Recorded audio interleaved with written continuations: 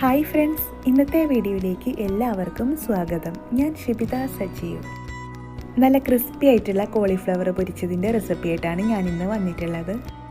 വളരെ ഈസി ആയിട്ട് തന്നെ നമുക്കിത് ഉണ്ടാക്കാം. വീഡിയോയിലേക്ക് പോകുന്നതിന് മുന്നേ ഈ ചാനൽ ആദ്യമായിട്ട് കാണുന്നവരുണ്ടെങ്കിൽ താഴെയുള്ള സബ്സ്ക്രൈബ് ബട്ടൺ പ്രസ് ചെയ്യാൻ മറക്കരുത്. കൂടെ തൊട്ടപ്പുറത്തുള്ള ബെല്ലൈക്കണിൽ ഓൾ എന്നും കൂടി ക്ലിക്ക് ചെയ്തെങ്കിലുള്ളൂ ഞാനിടുന്ന വീഡിയോസൊക്കെ നിങ്ങൾക്ക് നോട്ടിഫിക്കേഷനായിട്ട് കിട്ടുള്ളൂ. ഇനി നമുക്ക് വീഡിയോയിലേക്ക് പോവാം. 300 ഗ്രാം കോളിഫ്ലവർ വെച്ചാണ് ഞാനിത് ഉണ്ടാക്കുന്നത്. ആദ്യം നമുക്ക് കോളിഫ്ലവർ ഒന്ന് വേവിച്ചെടുക്കാനുണ്ട്. അതിനായിട്ടൊരു പാനിൽ വെള്ളം ചൂടാക്കിയെടുക്കാം. വെള്ളം നല്ലപോലെ ചൂടായി വന്നാലാണ് നമുക്കിതിലേക്ക് കോളിഫ്ലവർ ഇട്ട് കൊടുക്കേണ്ടത്. ഇപ്പോൾ ഇവിടെ വെള്ളം നല്ലപോലെ ചൂടായി വന്നിട്ടുണ്ട്. ഇനി ഇതിലേക്ക് നമുക്ക് കഴുകി വൃത്തിയാക്കി വെച്ച കോളിഫ്ലവർ ഇട്ട് കൊടുക്കാം.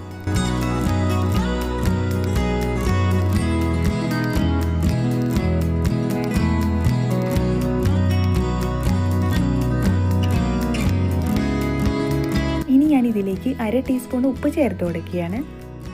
കോളിഫ്ലവർ ഇവിടെ 2 മിനിറ്റ് നേരം കുക്ക് ചെയ്തെടുത്താൽ മതിയാവും. കൂടുതൽ കുക്കായിട്ടുണ്ടെങ്കിൽ പൊരിച്ചെടുക്കുന്ന സമയത്ത് ഇത് കുഴഞ്ഞു പോകാൻ ചാൻസ് ഉണ്ട്.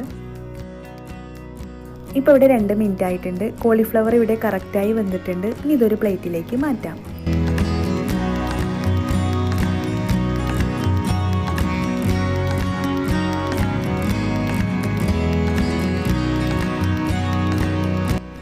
ഇതിലേക്കുള്ള മസാലയൊന്ന് റെഡിയാക്കി എടുക്കണം. അതിനായിട്ട് ഒരു ബൗളിലേക്ക് 2 ടീസ്പൂൺ ഇഞ്ചി വെളുത്തുള്ളി പേസ്റ്റ് ചേർത്ത് കൊടുക്കാം. പിന്നെ ഇതിലേക്ക് നമുക്ക് 1.5 ടീസ്പൂൺ മുളക് പൊടി ചേർത്ത് കൊടുക്കാം. മുളക് പൊടി നമുക്ക് എരിവിനനുസരിച്ച് ചേർത്ത് കൊടുത്താൽ മതിയാവും. ഇനി ഞാൻ ഇതിലേക്ക് 1/4 ടീസ്പൂൺ കുരുമുളക് പൊടി ചേർത്ത് കൊടുക്കുകയാണ്. കുരുമുളക് പൊടിയുടെ കൂടെ ഞാനൊരു 1/4 ടീസ്പൂൺ പെരുംജീരകം പൊടിച്ചതും 1/4 ടീസ്പൂൺ മഞ്ഞൾപ്പൊടിയും ചേർത്ത് കൊടുക്കുകയാണ്. ഇനി ഇതിലേക്ക് നമുക്ക് ചേർത്ത് കൊടുക്കാനുള്ളത് കോൺഫ്ലോർ ആണ്. 1/4 കപ്പ് കോൺഫ്ലോറാണ് ഞാനിവിടെ എടുത്തിട്ടുള്ളത്. പിന്നെ ഇതിലേക്ക് നമുക്ക് 3 ടീസ്പൂൺ തൈര് ചേർത്ത് കൊടുക്കാം. തൈരിന് പകരം നമുക്കിവിടെ നാരങ്ങനീരും ചേർത്ത് കൊടുക്കാവുന്നതാണ്. തൈരിൻ്റെ കൂടെ 2 ടീസ്പൂൺ ടൊമാറ്റോ സോസും ചേർത്ത് കൊടുക്കാം. ഇനി ഇതിലേക്ക് ആവശ്യത്തിനുള്ള ഉപ്പ് ചേർത്ത് കൊടുക്കാം. ഇനി ഇതിലേക്ക് വെള്ളം ചേർത്തൊന്ന് മിക്സാക്കി എടുക്കണം. ഇപ്പോൾ ഇവിടെ മസാല റെഡി ആയിട്ടുണ്ട്. ഈ ഒരു കൺസിസ്റ്റൻസിയിൽ വേണം മസാല റെഡിയാക്കി എടുക്കാനായിട്ട്. ഇനി ഇതിലേക്ക് നമുക്ക് വേവിച്ച് വെച്ച കോളിഫ്ലവർ ചേർത്ത് കൊടുക്കാം.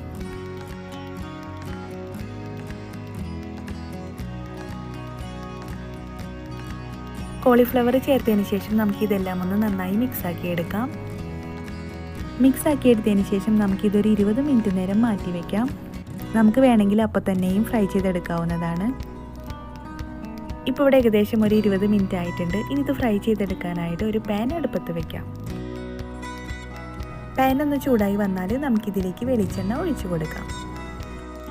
എണ്ണ നല്ലപോലെ ചൂടായി വന്നാൽ നമുക്കിതിലേക്ക് കോളിഫ്ലവർ ഓരോന്നായി ഇട്ട് കൊടുക്കാം. ഹൈ ഫ്ലെയിമിലിട്ട് വേണം ഇത് ഫ്രൈ ചെയ്തെടുക്കാനായിട്ട്. നമുക്കിത് കുറച്ചായിട്ട് ഫ്രൈ ചെയ്തെടുക്കാം.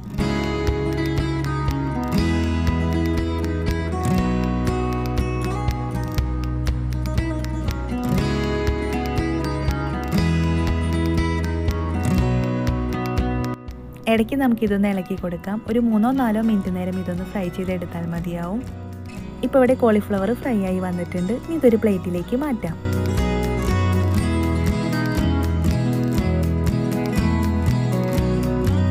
ഇതുപോലെ തന്നെ നമുക്കിനി ബാക്കിയുള്ളതും കൂടെ ഫ്രൈ ചെയ്തെടുക്കാം.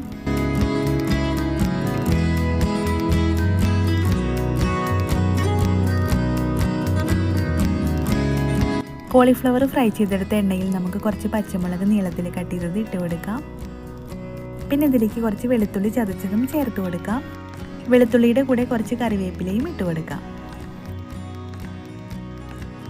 ഇതെല്ലാം ഒന്ന് ഫ്രൈ ആയി വന്നാൽ നമുക്കിത് കോളിഫ്ലവറിൻ്റെ മുകളിലൂടെ ഇട്ട് കൊടുക്കാനുള്ളതാണ്. ഇപ്പോൾ ഇവിടെ കോളിഫ്ലവർ പൊരിച്ചത് റെഡി ആയിട്ടുണ്ട്. നല്ല ക്രിസ്പി ആയിട്ടുള്ള ഈ ഒരു കോളിഫ്ലവർ പൊരിച്ചത് എന്തായാലും വീട്ടിലൊന്ന് ഉണ്ടാക്കി നോക്കണം. എന്നിട്ട് അഭിപ്രായം അറിയിക്കാൻ മറക്കരുത്. ഒപ്പം ഷെയർ ചെയ്യാനും മറക്കരുത്. അടുത്ത നല്ലൊരു റെസിപ്പി ആയിട്ട് വരുന്നവരെ ഇന്ന് വിട പറഞ്ഞു പോകുന്നത് ഷിബിത സജീവ്. Thank you.